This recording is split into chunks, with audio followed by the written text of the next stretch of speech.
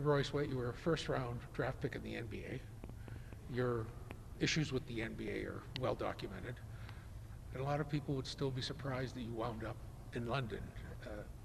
They're assuming you have a ton of choices. Why here? How did that come about? And what choices did you have? There are a lot of choices. My agent did the best job he could to take the criteria of what I told him I wanted, where I wanted to be, and how I wanted this year to go for me. And we went from there. There were a lot of options across the water in a lot of different places. Many parts of the world are going through a lot of different geopolitical things that I'm aware of, that I think a lot of people aren't aware of. And I'm just aware because I take the time to read up on things. Not to say that what I'm reading is factual, but it definitely adds some context to certain areas of the world and what may or may not be going on. Moving your family there, those are big factors. And as far as this league, my agent had experience here, and he had experience with Vito, and he knew about this league. And I came out and visited, met with Vito, met with Coach, and we started to put a plan together to execute what you see now. Basketball is owned by the players. Was that a factor in you not going somewhere else? The fact that perhaps you didn't like what they were offering or the type of product they wanted to produce? Yeah, my relationship with the game has nothing to do with money anymore. It has nothing to do with personal accolades. It has nothing to do with any vertical movement. It all has to do with my love for the game and the feeling that I get when we play at a high level. When the team that I'm on plays at a high level, when the community that I'm in playing experiences the game, us playing at a high level. So with that in mind, I had to be somewhere where I could constantly have a conversation with the people that are the hierarchy, and be it Vito, be it the coach, or those type of players in the equation.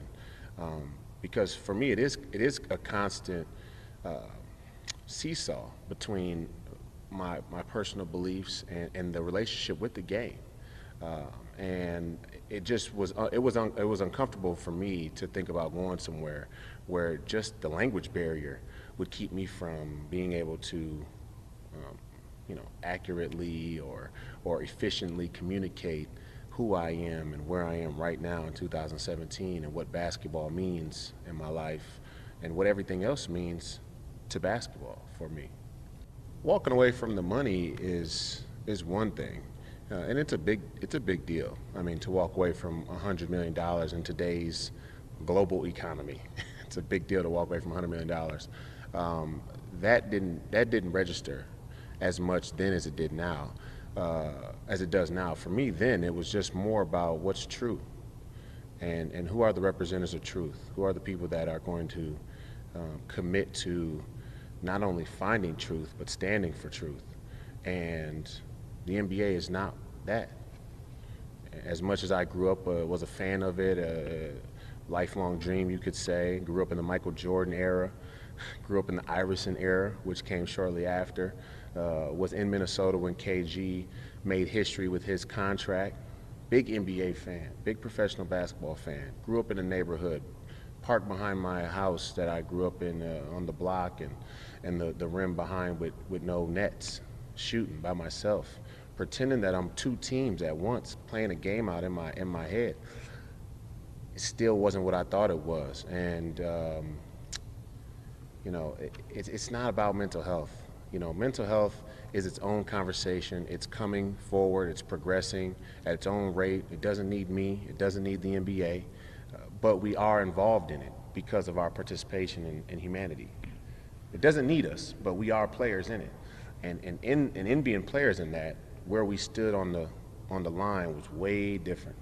I'll give you an example. Sitting in a room, the NBA tells me, if you watch the media coverage of the story, you would think that me and the NBA had a disagreement on mental health. That's halfway true. We didn't disagree that mental health policy wasn't necessary or logical. We disagreed on the urgency of mental health policy. And I advocated that it's immediate, it's imminent, and it's past due. actually. And they were saying things like, well, if you play well, you'll be able to leverage that to do what you want to do. And to me, number one, it felt dishonest. If you don't think it's important now for yourself, then nothing I can do will make you think it's important, right? That's called stringing somebody along. It's 101 in the book of stringing people along. And not only that, when we disagreed on the urgency, then the threats came. And the threat was, well, if you don't play, even though you're right, even though your cause is genuine, even though mental health is important, who's going to listen to you? And that's where the friction really began for me, is because, number one, there's three things there that I have a problem with. Number one, people who have the opportunity to play a fundamental role in positive progress for humanity should never leverage it. They should just do it. They should never use it as a bargaining chip. They should just do it. And if I was in control, if I had the type of impact and the type of influence and the type of wallet that the NBA does, I would never leverage progress that's logical. I would just do it because it's right. Number two, it's arrogant for them to even believe that the mental health conversation needs them enough to try and threaten me with it, right? Like, if I don't play in the NBA, that me standing up for mental health and me standing up for an illness that actually affects every living person. Let's not even say illness, a medical condition that affects every living person on this planet needs the NBA's platform. And three, like you alluded to earlier, how dare you try and threaten to snatch a platform from me that you don't own? You're only convincing the players that you own it. Even the players' agents know you don't own it. The TNTs and the ESPNs, they know you don't own it, right? And there's a handful of players that understand that you don't really own it, that you've only wedged yourself in a position to lay claim to owning the game. So those three things, you know, put me in the NBA at significant odds, at the highest levels. Your views. 4 months in London, you played with the Lightning. Yeah. How are you? It's the best team I've ever played on. I'm having a fantastic time.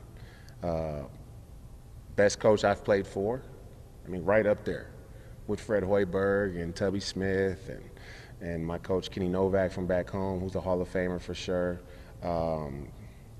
He's right up there, man. And the guys that I'm playing with are some of the best players that I've played with, and we have one of the best bonds of any team that I've been on.